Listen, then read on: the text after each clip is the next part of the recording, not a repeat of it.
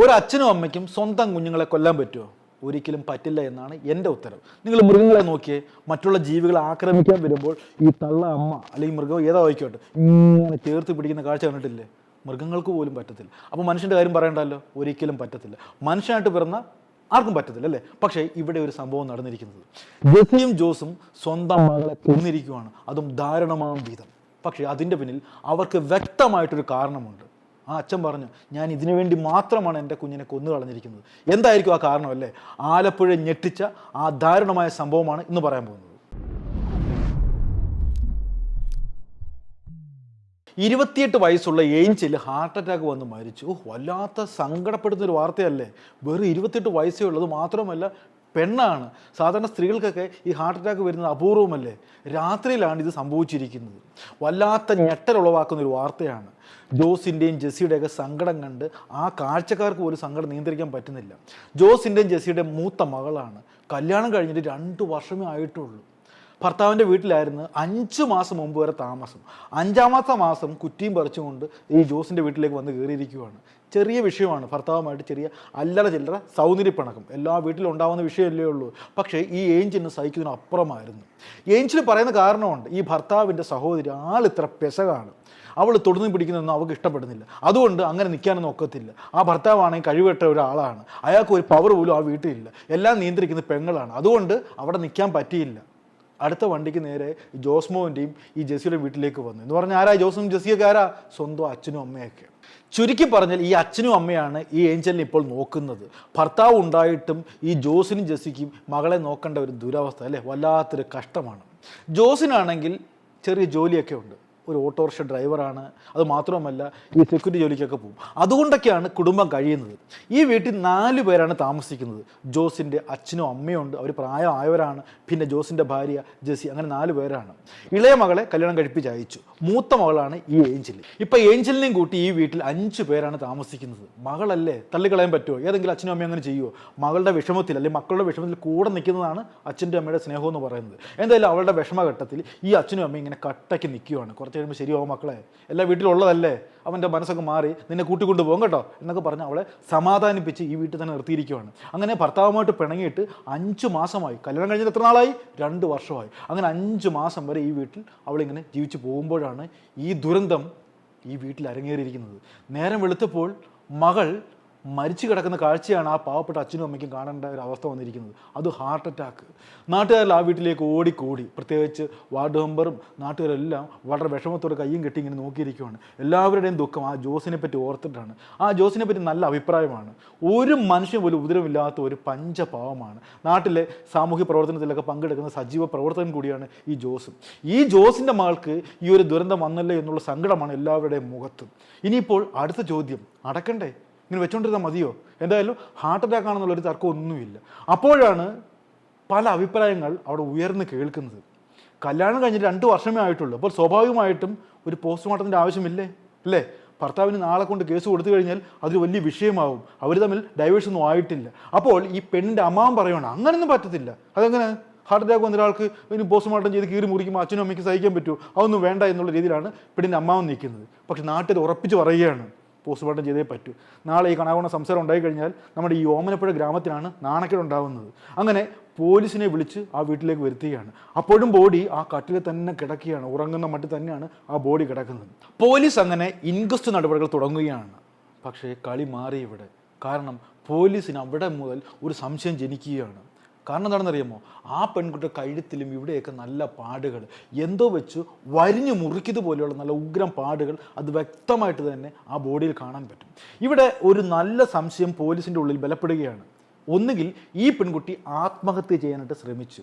ആത്മഹത്യ ചെയ്യാൻ ശ്രമിക്കുക ഒരു കാരണമുണ്ട്, ഭർത്താവുമായിട്ട് പിണങ്ങിയിട്ടാണ് ഈ വീട്ടിൽ വന്ന് നിൽക്കുന്നത്. അപ്പോൾ സ്വാഭാവികമായിട്ടും അവർ തമ്മിൽ ഫോണിൽ കൂടെ എന്തോ സംഭാഷണം നടന്ന് അതിൻ്റെ മനോപ്രയാസത്തിൽ ആത്മഹത്യ ചെയ്ത് ഇങ്ങനെ നിൽക്കുന്നത് ഈ അച്ഛനും അമ്മയും കണ്ടു കാണും അല്ലേ? ജോസും ജെസ്സിയും കണ്ടു കാണും. പക്ഷേ ഈ ആത്മഹത്യയാണെന്ന് വരുത്തി തീർക്കാതിരിക്കാൻ വേണ്ടി നാണക്കേട് കാരണം ഈ ജോസോ ജെസ്സിയോ ആ മൃതദേഹം അഴിച്ച് താഴേക്ക് കിടത്തി. അതായിരിക്കും സംഭവിച്ചിരിക്കുന്നത്. ആ ഒരു നിഗമനത്തിലാണ് പോലീസ് ഇപ്പോൾ എത്തിയിരിക്കുന്നത്. പക്ഷെ ഒന്ന് ചോദിച്ച് ക്ലാരിഫൈ ചെയ്യണമല്ലോ. ഈ സമയത്ത് ജോസിനോട് എങ്ങനെ ചോദിക്കാൻ പറ്റും? ജോസ് ആകെ കരഞ്ഞ് തളർന്നിരിക്കുവാണ്. എങ്കിലും ചോദിച്ചേ പറ്റത്തുള്ളൂ. അങ്ങനെ അയാളെ പോലീസ് സ്റ്റേഷനിലേക്ക് വിളിച്ചു വരുത്തുകയാണ്. അയാളോട് വിശദമായിട്ട് ചോദ്യം ചെയ്തപ്പോൾ ഒരു കൊച്ചു കുട്ടിയെപ്പോലെ അയാൾ വാവിട്ട് കരയുകയാണ്. പോലീസിൻ്റെ ചോദ്യം ചെയ്യലിൽ അയാൾക്ക് പിടിച്ചു നിൽക്കാൻ പറ്റിയില്ല, അതുവരെ ബലം പിടിച്ച് നിൽക്കുമായിരുന്നു. അപ്പോൾ അയാളുടെ സർവ്വ നിയന്ത്രണവും പോയിട്ട് അയാൾ വാവിട്ട് കരയുകയാണ്. ഞാനാണ് എൻ്റെ പൊന്നുമോളെ കൊന്നു കളഞ്ഞത്, ഇത് ഈ കൈ വെച്ചാണ് കൊന്നത്, ഞാൻ തന്നെയാണ് എൻ്റെ കുഞ്ഞിനെ കൊന്നു കളഞ്ഞെന്നുള്ള ആ ഒരു ഏറ്റുപറച്ചിൽ പോലീസിന് പറഞ്ഞപ്പോൾ പോലീസിന് പോലും അതിശയമായി. സ്വന്തം അച്ഛൻ സ്വന്തം മകളെ ഇങ്ങനെ കൊന്നു കളയുമോ? അത് മാത്രമല്ല, ജോസിനെ പറ്റി ഒരു അഭിപ്രായ വ്യത്യാസം പോലും ആ നാട്ടിലില്ല. പോലീസ് എന്തായാലും അയാളുടെ കാര്യങ്ങളെല്ലാം കേൾക്കുകയാണ്. പക്ഷേ സംഭവം നടന്നിരിക്കുന്നത് രാത്രിയിൽ എപ്പോഴുമാണ്, മൃതദേഹത്തിന് അത്രത്തോളം പഴക്കമുണ്ട്. എന്ന് പറഞ്ഞാൽ ഒരു 11 കൂടി തന്നെയാണ് ഈ സംഭവം നടന്നിരിക്കുന്നത്. അപ്പോൾ ആ വീട്ടിലുള്ളത് ആരൊക്കെയാണെന്ന് പോലീസ് അന്വേഷിച്ചു. ഒരു മുറിയിൽ ഈ ജോസിൻ്റെ പ്രായമായിട്ടുള്ള അച്ഛനും അമ്മയും കിടപ്പുണ്ട്. അവർക്ക് ഒരുപക്ഷെ ഈ സംഭവത്തെപ്പറ്റി അറിയാൻ വകുപ്പില്ല, പ്രായമായ ആൾക്കാരാണ്. പക്ഷെ പിന്നെ അറിയാൻ പറ്റുന്നത് ഈ ജോസിൻ്റെ ഭാര്യ ജെസിക്കാണ്. ഉറങ്ങാൻ സമയമായി കാണത്തില്ല. ജെസിക്ക് ഇതിനകത്ത് പങ്കുണ്ടാകുമോ? അങ്ങനെ ജെസിയെയും വിളിച്ച് ചോദ്യം ചെയ്തപ്പോൾ അടുത്ത ടെസ്റ്റ് കിട്ടുകയാണ്, ജെസിക്കും ഇതിനകത്ത് പങ്കുണ്ട് എന്ന് പറഞ്ഞാൽ തോർത്തുപയോഗിച്ച് ഈ പെൺകുട്ടിയെ കഴുത്ത് മുറുക്കി കൊന്നത് ജോസാണ്. പക്ഷെ എല്ലാ സപ്പോർട്ടും, അതായത് പിടിച്ചു കൊടുക്കാനൊക്കെ സഹായമായിട്ട് നിന്നത് ജെസിയാണ്. ഒരു വലിയ സംഭവമാണ് ആലപ്പുഴ ഞെട്ടിച്ച് കളഞ്ഞിരിക്കുന്നത്. പക്ഷെ ഇനി അറിയേണ്ടത് എന്തിനു വേണ്ടിയായിരിക്കും സ്വന്തം മകളെ ഒരു അച്ഛനും അമ്മയും ഇത്ര ധാരാളം വിധം കൊലപ്പെടുത്തത് അല്ലേ? നമുക്ക് എന്തായാലും ഈ ഏഞ്ചലിൻ്റെ കഥയിലേക്ക് പോകാം. 2 വർഷം മുമ്പ് ഏഞ്ചലിനെ തുമ്പോളിയിലുള്ള ഒരാൾക്ക് കല്യാണം കഴിച്ചു കൊടുത്തു. നല്ല മിടുക്കനായ പയ്യനാണ്.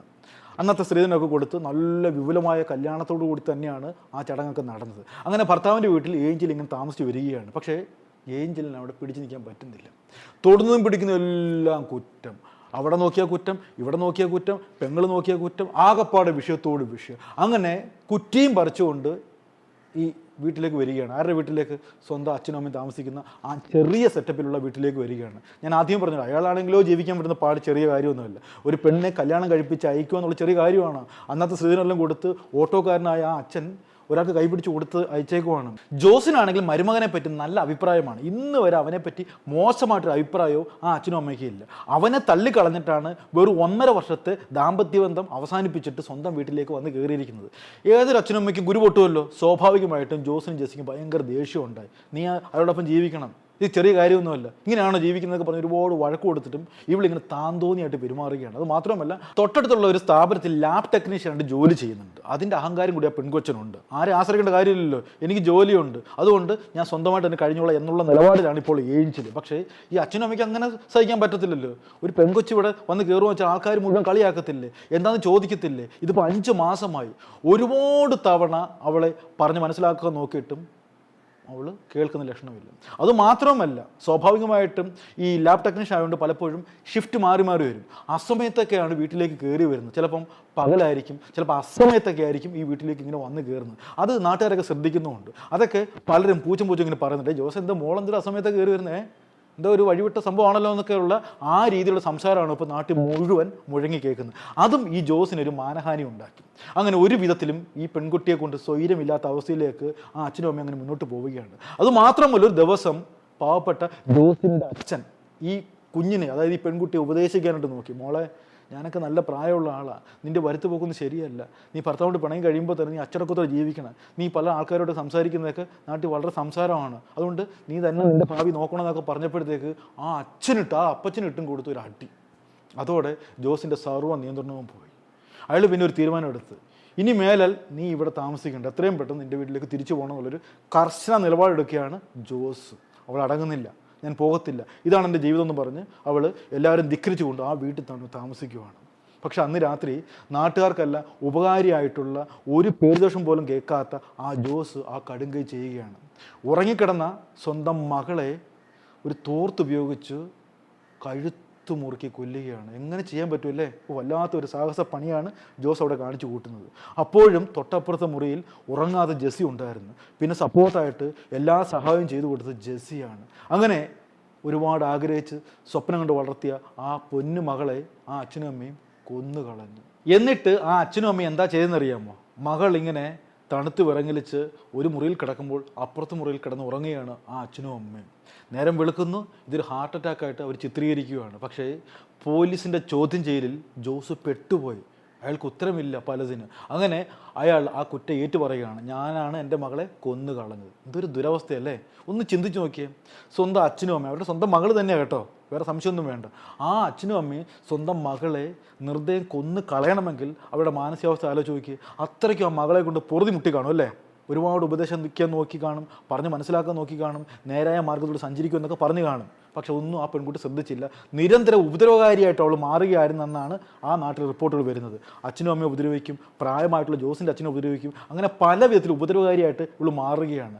അങ്ങനെ മാറിയപ്പോൾ ഇനി ആർക്കും ഇവളൊരു ഉപദ്രവകാരിയായിട്ട് മാറണ്ട എന്ന് ആ അച്ഛനും അമ്മയും ഒരു തീരുമാനമെടുത്തു. ആ രാത്രിയോട് ആ തീരുമാനം നടപ്പിലാക്കി. ഇതാണ് ഇതിൻ്റെ പിന്നിൽ സംഭവിച്ചിരിക്കുന്നത്. പക്ഷെ എന്തായാലും നമുക്ക് ഈ കൊലയെ ഒരിക്കലും ന്യായീകരിക്കാൻ പറ്റുമോ? ഒരിക്കലും പറ്റത്തില്ല. ഈ ജെസ്സിയും ജോസും ചെയ്തത് ക്രൂരമായിട്ടുള്ള ഒരു കാര്യം തന്നെയാണ്. സ്വന്തം മകളെ കൊല്ലുക എന്നുള്ളത് ന്യായീകരിക്കാൻ പോലും പറ്റാത്ത ഒരു പൈശാചിക പ്രവൃത്തി തന്നെയാണ്. നിവൃത്തികെട്ട് ചെയ്ത് കാണും അല്ലേ, നമുക്ക് അതിനെപ്പറ്റി ന്യായീകരിക്കാൻ ഒക്കത്തില്ല. പക്ഷേ എങ്കിലും ഒരു കാര്യം ഓർക്കുക, കൊല എന്ന് പറയുന്നത് എത്രയോ പേരുടെ ജീവിതം അവസാനിപ്പിക്കുന്ന സംഭവമാണെന്ന് അറിയാമോ? ആ പാവം അല്ലെങ്കിൽ വയസ്സായ ജെസ്സിയുടെയും ജോസിൻ്റെ അവസ്ഥ ആലോചിച്ച് നോക്കിയേ. ഇനി ശിഷ്ടകാലം ജയിലിനുള്ളിൽ കഴിഞ്ഞു കൂടണം. ഇവരെ ആശ്രയിച്ച് ആ ജോസിൻ്റെ അച്ഛനും അമ്മയും പ്രായമായിട്ടുള്ള 2 പേർ ആ വീട്ടിലുണ്ട്. ഇനി അവരെങ്ങനെ ജീവിക്കാൻ പറ്റും? ആ പ്രായമായിട്ടുള്ള ആൾക്കാരെ എങ്ങനെ ആര് നോക്കും? അതൊക്കെ ഒരു ചോദ്യചിഹ്നമായിട്ട് ഇപ്പോഴും അവശേഷിക്കുകയാണ്. അങ്ങനെ ഒരുപാട് പേരുടെ ജീവിതം ഇപ്പോൾ പെരുവഴിയിൽ നിൽക്കുകയാണ്. അതുകൊണ്ട് ഇത്തരത്തിലുള്ള പൈശാചിക പ്രവൃത്തി തോന്നുമ്പോൾ ഇത്തരം സംഭവങ്ങൾ ഒന്ന് ഓർക്കുക എന്ന് മാത്രം പറഞ്ഞുകൊണ്ട് ഇന്നത്തെ എപ്പിസോഡ് അവസാനിപ്പിക്കുന്നു. നന്ദി, നമസ്കാരം.